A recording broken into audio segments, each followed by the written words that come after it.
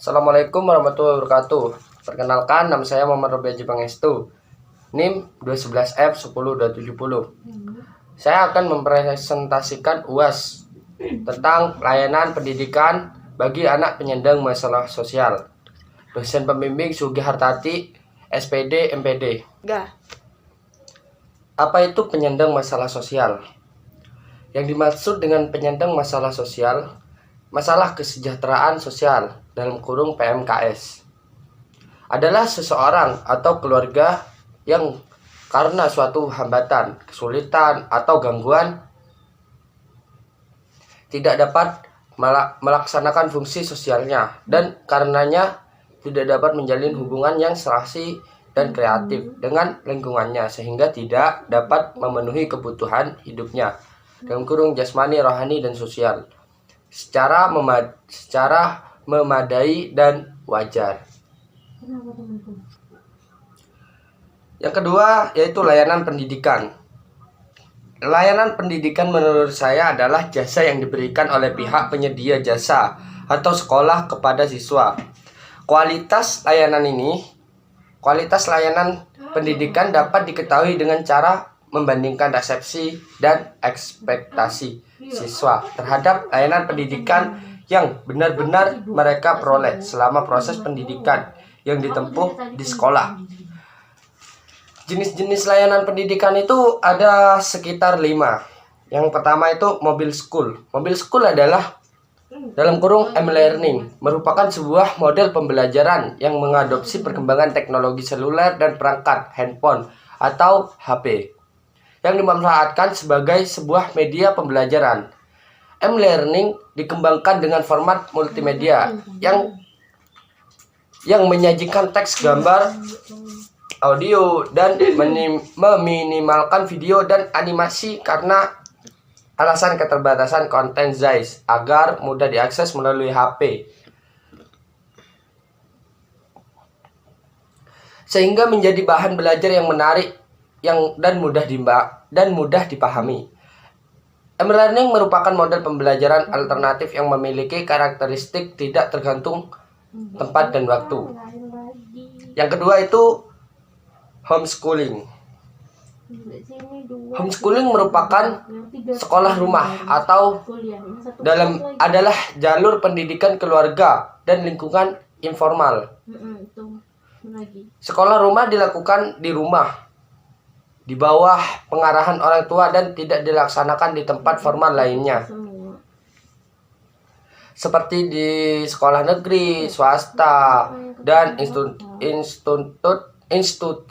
institusi pendidikan lainnya dengan model kegiatan belajar terstruktur dan kolektif. Sekolah rumah bukanlah lembaga pendidikan, bukan juga bimbingan belajar yang dilaksanakan di sebuah lembaga, melainkan model pembelajaran di rumah dengan orang tua sebagai penanggung jawab utama. Orang tua bisa berperan sebagai guru atau juga mendatangkan guru pendamping atau tutor ke rumah. Sekolah rumah bukan berarti kegiatannya selalu di rumah. Siswa dapat belajar di alam bebas, baik di laboratorium, perpustakaan, museum, tempat wisata, dan lingkungan sekitarnya. Komitmen orang tua dalam menemani anak belajar dan kunci utama. Yang ketiga yaitu pendidikan keterampilan. Pendidikan keterampilan ini adalah bimbingan yang diberikan kepada anak agar kemampuan dalam hal membuat atau menciptakan sesuatu untuk melakukan kegiatan atau hal yang baik dan cermat terhadap sumber-sumber yang ada di lingkungannya, menjadi barang-barang kerajinan yang bermanfaat dan memenuhi kebutuhan. Yang keempat yaitu kejar paket A, B, dan C. Adalah solusi bagi kita yang sudah berusia atau usia sekolah namun ingin memiliki pengetahuan, kemampuan, dan ijazah setara dengan SD, SMP, dan SMA. Kejar adalah singkatan dari sekelompok belajar. Siapa yang ingin mengikuti kejar paket A, B, dan C harus mendaftar di Lembaga Penyelenggara Pusat Kegiatan Belajar Masyarakat atau PKBM. Resmi yang terdaftar di Departemen Pendidikan Nasional sehingga nantinya bisa mengikuti ujian kejar paket dan mendapatkan ijazah yang diakui oleh negara. Kejar paket sekolah A ini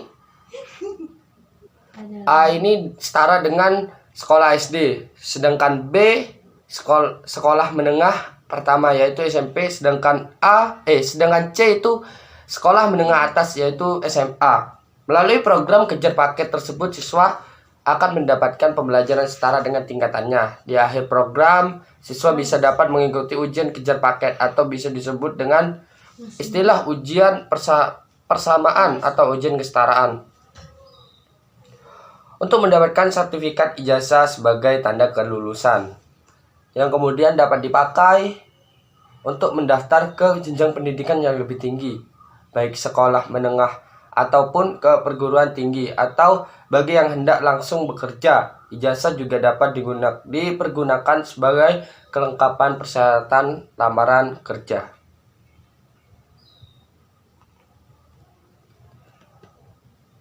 Yang kelima yaitu pendidikan, nilai, dan sikap. Pendidikan, nilai, dan sikap pada dasarnya adalah pendidikan nilai. Menurut pendapat saya, pendidikan nilai sikap ini penting diterapkan pada siswa sekolah dasar untuk fondasi kelak mereka dewasa nanti dalam bertindak, bersosialisasi, dan hidup di masyarakat atau hidup bermasyarakat.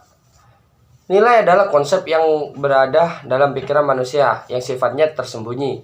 Nilai pada dasarnya standar perilaku, ukuran yang menentukan atau cerita seseorang tentang baik dan bertindak baik, indah dan tidak indah disebut, sehingga standar itu yang akan mewarnai perilaku seseorang. Dengan demikian, pendidikan nilai pada dasarnya proses penanaman nilai kepada peserta didik yang diterapkan oleh karenanya siswa dapat berperilaku sesuai dengan pandangan yang dianggap baik dan tidak bertentangan dengan norma-norma yang berlaku.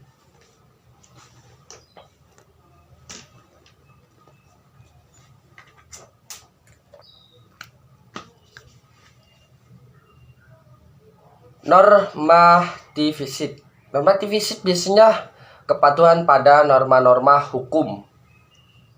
Kepatuhan ini terdapat 3 bentuk, yaitu kepatuhan pada nilai atau norma itu sendiri, kepatuhan pada proses tanpa memedulikan normanya sendiri. Yang ketiga yaitu kepatuhan kepada hasilnya atau tujuan yang diharapkan dari peraturan itu. Integralis yaitu kepatuhan yang didasarkan pada kesadaran dengan pertimbangan yang rasional. Fenomenalis adalah kepatuhan berdasarkan suara hati atau sekedar basa-basi. Basa-basi nih. Hedonis yaitu kepentingan berdasarkan diri sendiri.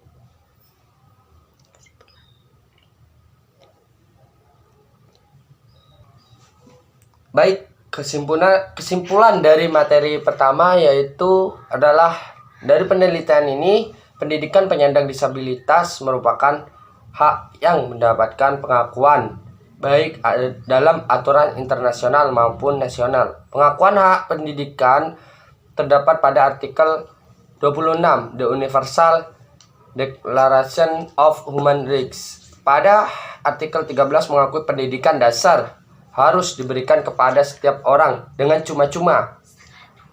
Internal Covenant on Economic, Social, and Cultural Rights 1966 yang telah diratifikasi dengan Undang-Undang Nomor 11 Tahun 2005 yang mengakui pendidikan sebagai hak asasi manusia. Oke, mari kita lanjut tentang materi yang kedua.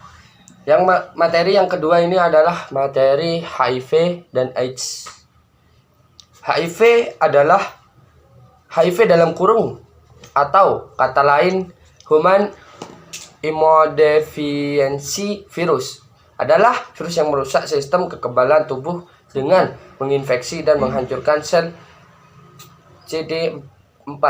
Jika makin banyak sel CD4 yang hancur, daya tahan tubuh akan makin melemah sehingga rentan diserang berbagai penyakit. Menurut data dari World Health Organization atau WHO tahun 2017 menyatakan bahwa 940.000 orang meninggal karena HIV. Ada sekitar 36,9 juta orang yang masih hidup dengan HIV pada akhir 2017, dengan 1,8 juta orang menjadi terinfeksi baru pada tahun 2017 secara global. Lebih dari 30% dari semua infeksi HIV baru secara global diperkirakan terjadi di kalangan remaja usia 15 hingga 25 tahun. Diikuti dengan anak-anak yang terinfeksi saat lahir, tumbuh menjadi remaja yang harus berurusan dengan status HIV positif mereka. Menggabungkan keduanya, ada 5 juta remaja yang masih hidup dengan HIV. WHO 2017, pada tahun 2017, angka kejadian infeksi HIV dan AIDS baru pada remaja di Asia dan Pasifik menunjukkan bahwa terdapat 250.000 orang remaja yang menderita HIV dan AIDS. Infeksi HIV baru telah mengalami penurunan sekitar 14% sejak tahun 2010. Ada penurunan 39% orang meninggal karena HIV dan AIDS ini. Dalam kurung UNAIDS 2017. Menurut data dan Direktorat Jenderal Pengendalian dan Pencegahan Penyakit Kemenkes RI menyatakan bahwa jumlah kasus HIV dari tahun 2005 sampai dengan tahun 2017 mengalami kenaikan setiap tahunnya. Ngeri ya guys. Nah, menurut saya pengertian HIV dan AIDS ini adalah infeksi virus yang menyerang sistem kekebalan tubuh manusia. Virus ini secara spesifik menyerang CD4 yang menjadi bagian penting dalam perlawanan injeksi. Hilangnya CD4 akan melemahkan sistem imun tubuh secara drastis. Akibatnya, HIV akan membuat tubuh Anda rentan mengalami berbagai penyakit infeksi dan bakteri, virus, jamur, parasit, dan patogen merugikan lainnya. Sering dikira sebagai satu kesatuan, HIV dan AIDS ini adalah kondisi yang berbeda ya. Meski begitu, keduanya memang saling berhubungan. AIDS sendiri itu adalah kepanjangannya Acquired Immune Deficiency Syndrome, adalah suatu kumpulan gejala yang muncul ketika stadium infeksi HIV sudah sangat parah. Biasanya kondisi ini ditandai dengan munculnya penyakit kronis lainnya seperti kanker dan berbagai infeksi oportunistik yang muncul seiring dengan melemahnya sistem kekebalan tubuh. Sederhananya, infeksi HIV adalah kondisi yang menyebabkan penyakit AIDS. Jadi, HIV dengan AIDS ini bisa dikatakan saling berhubungan. Jika infeksi virus ini dalam jangka panjang tidak diobati dengan tepat, Anda akan berisiko lebih tinggi mengalami AIDS. Ada pula jenis-jenis anak penyakit yang memerlukan layanan khusus seperti berikut. 1. Tunanetra. Tunanetra itu bisa dikatakan sebagai orang yang tidak bisa melihat atau buta. Tunarungu, yang kedua itu tunarungu. Tunarungu itu tidak bisa mendengar, atau dalam bahasa kasarnya itu bisa disebut tuli. Yang ketiga itu tunawicara. Tunawicara itu bisa disebut dengan kata kasarnya bisu, tidak bisa bicara, atau mungkin ada bahasa lainnya ya, itu tidak bisa bicara, bisu dah intinya. Oke, ada juga tunagrahita, tunadaksa, tunalaras, dan autis. Berikut ini adalah penjelasannya dari pengelompokan berkebutuhan khusus.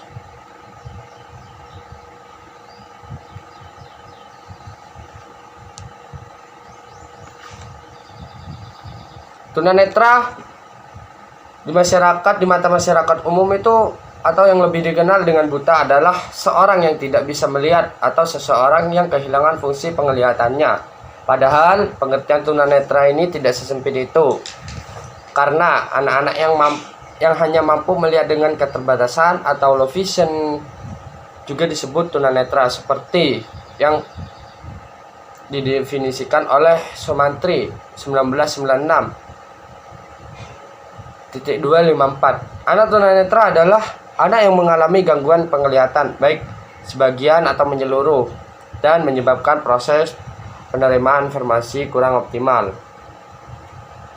Anak tunanetra ini dikelompokkan menjadi dua macam, yaitu buta jika anak tidak mampu menerima rangsangan cahaya dari luar, dalam kurung visusnya 0. Yang kedua, low vision, jika anak masih mampu menerima rangsang cahaya dari luar tetapi ketajamannya lebih dari 6:21, atau jika anak mampu membaca headline pada surat kabar.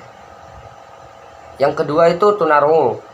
Tunarungu sudah saya jelaskan tadi, yang artinya tidak bisa mendengar atau tuli. Tunarungu berarti kekurangan atau kehilangan kemampuan mendengar yang disebabkan oleh kerusakan alat pendengaran yang mengakibatkan hambatan dalam perkembangan bahasa, sehingga memerlukan bimbingan dan layanan khusus. Di kalangan masyarakat umum, tunarungu lebih dikenal dengan kata tuli, yaitu seorang yang tidak mampu mendengar atau memiliki kerusakan pada organ dengarnya. Namun istilah tuli di masyarakat kadang lebih sering menunjukkan ke arah mengejek atau mencaci. Yang selanjutnya adalah tunawicara. Tunawicara udah saya jelaskan di awal tadi ya. Tunawicara itu tidak bisa bicara.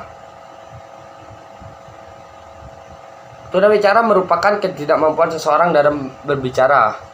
Hal ini disebabkan oleh kurangnya atau tidak berfungsinya organ-organ untuk berbicara, seperti rongga mulut, langit-langit, lidah, dan pita suara. Seorang yang mengalami tunawicara memiliki cara tersendiri berkomunikasi, yaitu dengan menggunakan bahasa isyarat. Bahasa isyarat merupakan alat yang digunakan untuk berkomunikasi penyandang tunawicara kepada masyarakat normal dengan menggunakan gerkana tangan, mimik tubuh, dan bentuk simbol-simbol yang mengartikan suara atau huruf kata. Ada dua bahasa isyarat yang digunakan di Indonesia, yaitu Sistem Bahasa Isyarat Indonesia (SIBI), disingkat SIBI, dan Bahasa Isyarat Indonesia (BISINDO). Meskipun SIBI digunakan dengan bahasa isyarat resmi di sekolah, tetapi itu tidak umum digunakan oleh para tunarungu pada kehidupan sehari-hari mereka. Yang selanjutnya adalah tunagrahita. Tunagrahita adalah sebagian besar masyarakat menganggap anak-anak tunagrahita adalah anak yang bodoh, lemot, lelet, idiot, dan sebagainya. Anggapan itu membuat anak-anak tunagrahita dipandang sebelah mata oleh masyarakat. Anggapan itu juga membuat masyarakat menjauhi mereka, serta mengucilkan anak tunagrahita. Padahal anggapan yang beredar luas di masyarakat adalah anggapan yang tidak tepat. Dari sudut bahasa atau istilah tunagrahita berasal dari kata tuna dan grahita. Tuna artinya rusak atau cacat, dan grahita artinya berpikir.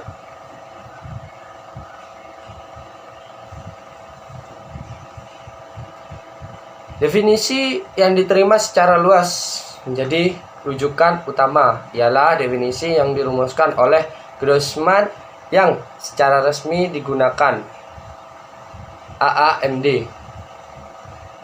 AMD, kepanjangan dari AMD adalah American Association of Mental Definition, yaitu ketunagrahitaan yang mengacu pada fungsi intelektual secara umum dan nyata atau signifikan, berada di bawah rata-rata. Semua ini berlangsung pada masa perkembangan.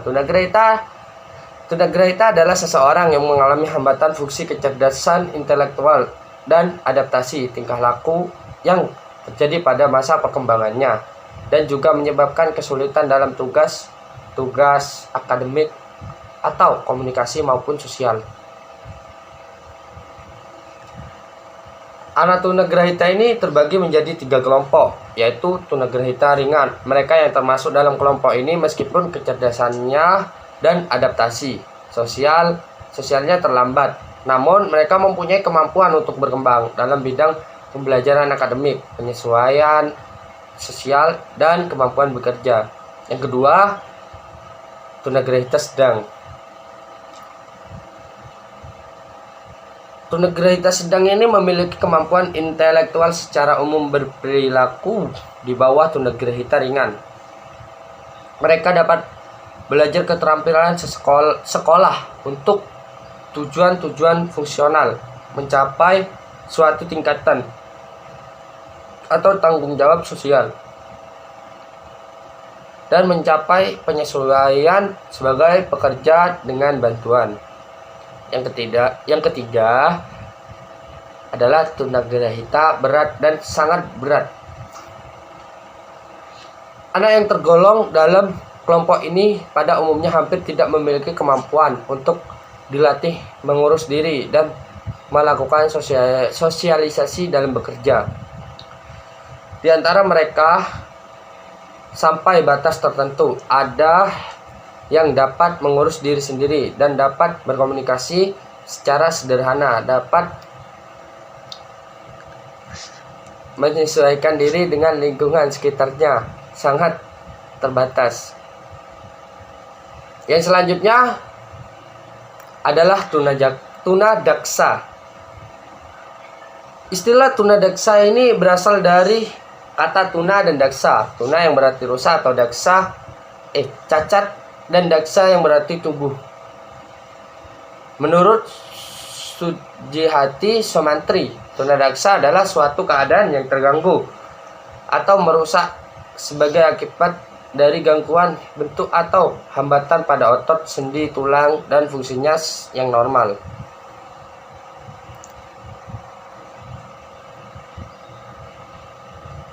Kondisi ini bisa disebabkan oleh kecelakaan, penyakit, atau juga bisa disebabkan karena pembawaan sejak lahir. Klarifikasi anak tunadaksa dari sistem kelainannya. Pada dasarnya, kelainan pada anak tunadaksa dapat dikelompokkan menjadi 2 bagian besar, yaitu 1. Kelainan pada sistem cerebral atau cerebral system, dan kelainan pada sistem otot dan rangka, dalam bahasa lainnya musculus skeletal system. Yang selanjutnya adalah tunalaras. Tunalaras ini adalah individu yang memiliki hambatan dalam mengendalikan emosi dan kontrol sosial.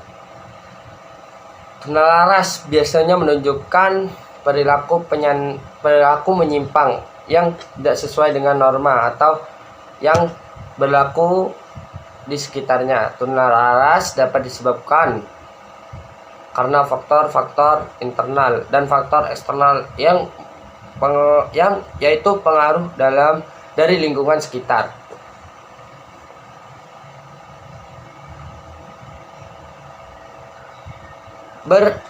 Tunanetra ini berkesulitan belajar atau lamban belajar. Seseorang dapat dikatakan berkesulitan belajar atau lamban belajar jika ia memiliki IQ normal, namun jika dibandingkan dengan teman sebaya, ia mengalami kehambatan atau keterlambatan dalam proses pemahaman belajarnya.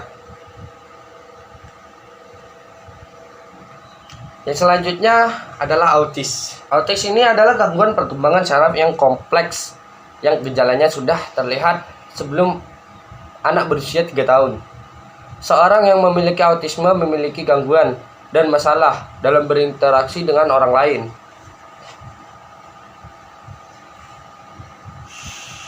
Kadang anak autisme terlihat sangat linglung, terkucil, terasing, dan tidak mau melakukan kontak mata dengan orang lain, tidak mau bermain bersama teman-temannya, sering mengulang gerakan-gerakan secara terus-menerus dan berlebihan. Akibatnya, gangguan ini, seseorang yang mengidap gangguan autis sulit belajar dan berinteraksi, berkomunikasi dengan lingkungan sekitarnya, dan menyebabkan seolah-olah ia hidup dalam dunianya sendiri.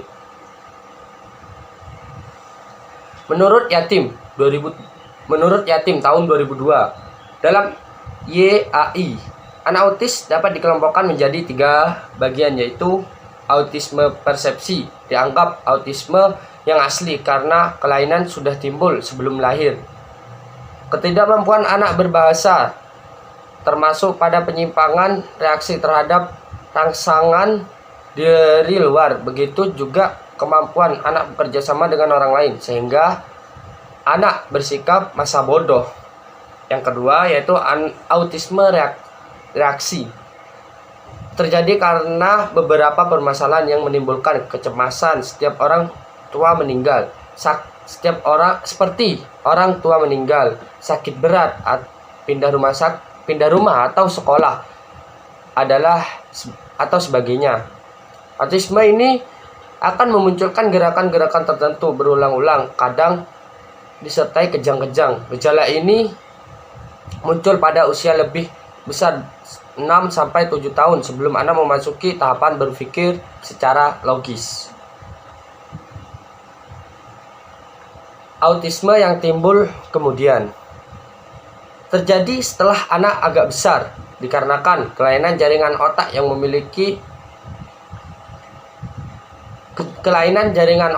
yang terjadi setelah anak lahir.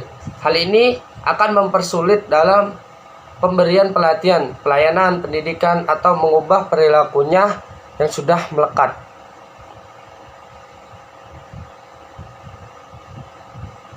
Berikut ada faktor penyebab HIV dan AIDS.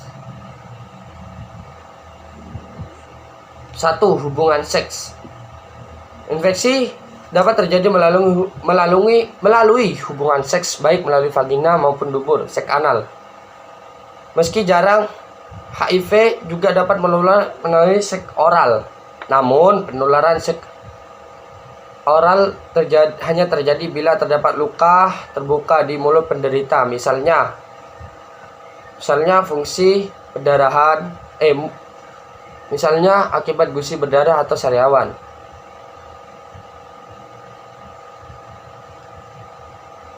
Berikut dari penggunaan jarum suntik dengan penderita HIV adalah salah satu cara yang dapat membuat seorang tertular HIV. Penularan ini bisa terjadi jika berbagi jarum suntik ketika menggunakan nabza atau membuat tato.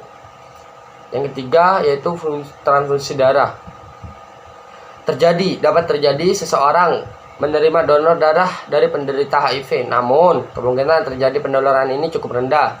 Hal ini karena sekarang pendonor darah harus melewati screening HIV dan infeksi lainnya terlebih dahulu. Yang kedua, penyebab penyakit anak mendapatkan layanan khusus. Faktor penyebab anak berkebutuhan khusus yang terjadi pada prakelahiran antara lain gangguan genetika, kelainan kromosom atau transformasi, infeksi kehamilan, usia ibu hamil, high risk group, keracunan saat hamil, pengguguran, dan lahir prematur.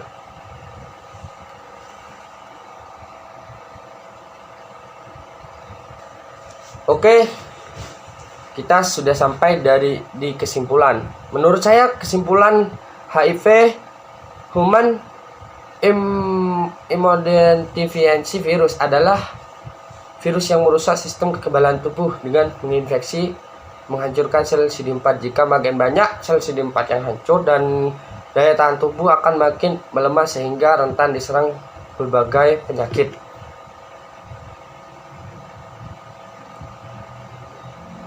Penularan HIV ini terjadi melalui kontak dengan cairan tubuh penderita seperti darah, sperma, cairan vagina, cairan ano, serta ASI. Perlu diketahui HIV tidak menular melalui udara, air keringat, air mata, air liur, gigitan nyamuk, dan atau suntikan fisik. Terima kasih, mungkin itu saja yang dapat saya jelaskan dari makalah tersebut.